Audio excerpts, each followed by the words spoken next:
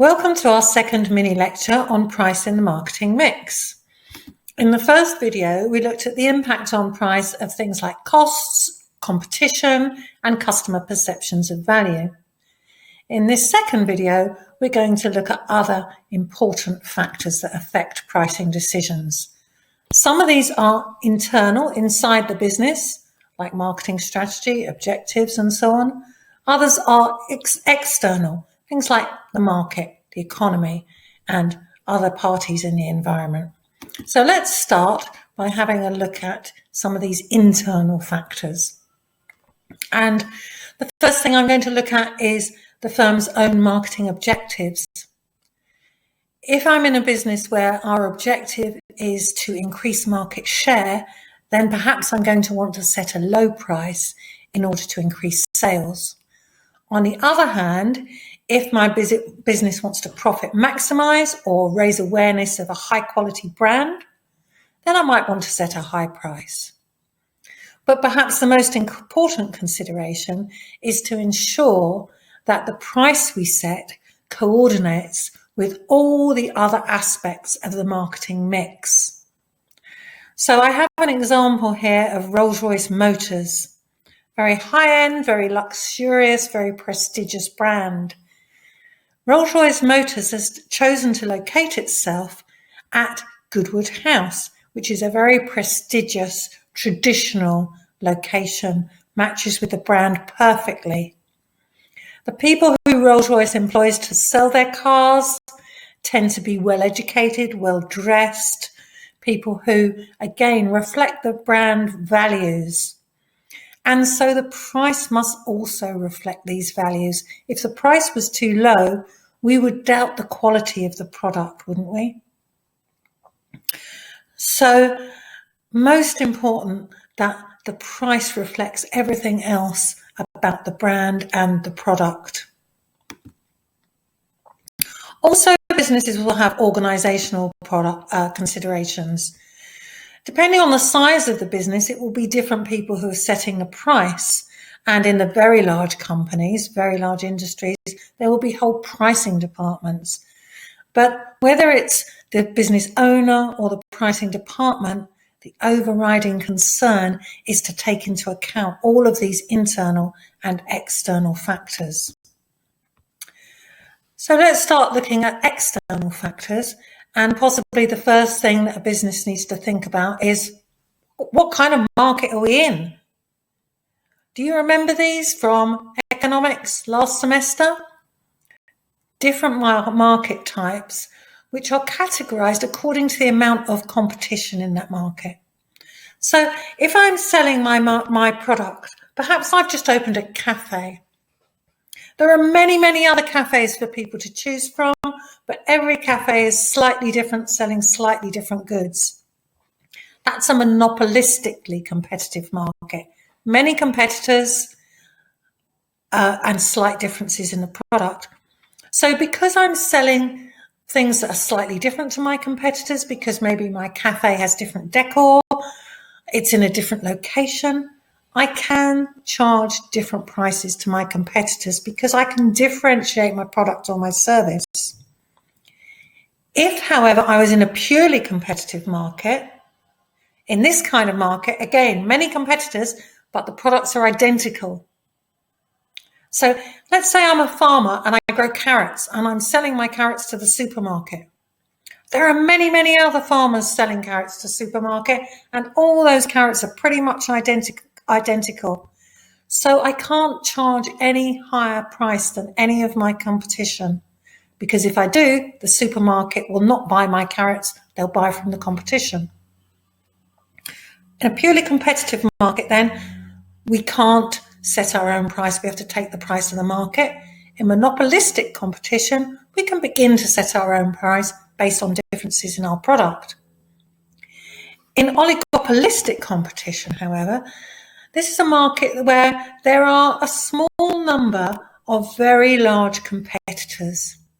Take the market for streaming services. All these competitors, with which I'm sure you're familiar, they all offer us something slightly different. They have different films, they're always trying to make the best series, There are different ways in which we can watch their output. They tend not to compete so much on price. Their prices are all fairly similar, but they're not the same. They tend to compete more on the features of the product that they offer. Why is that? Well, because there's so few of them, if they started to compete on price, very soon they would be in a price war situation. One would lower the price, another one would lower their price to match, and before we know it, the price would be so low that no one could make a profit.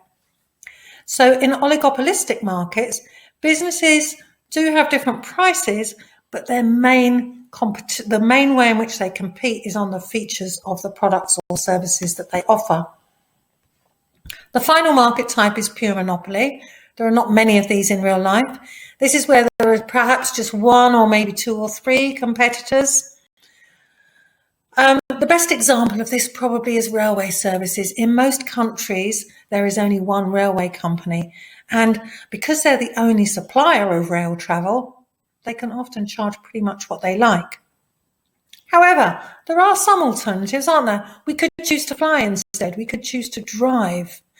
But if we need to travel by rail, we're stuck with this one company, and therefore we have to pay pretty much what they charge. So in a monopoly, businesses tend to be price makers. They can set the price. And quite often governments will intervene in a monopoly market to ensure that consumers are not exploited too much and to keep prices at a reasonable level. But the amount of competition in your market is really important when deciding on your pricing strategy. As, of course, is this idea of a market in itself. Again, we remember this from last year. We know that if we increase our price from P1 to P2, then the quantity demanded is likely to fall from Q1 to Q2, and therefore we will sell less and probably will make less revenue. Or will we? Is it always true that if we increase the price, we'll sell less? Well, generally that is true. However, if our products are inelastic, in other words, when we change the price, demand doesn't change much. If I have an inelastic product, then I can put the price up. And although I might lose a few customers, I won't lose that many, and so my revenue is likely to increase. When would this happen?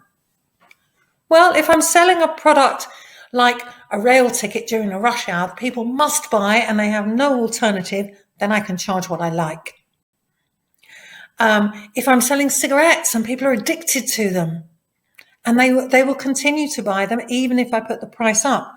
So if I know that my product is inelastic in demand, putting the price up is likely to result in higher revenue.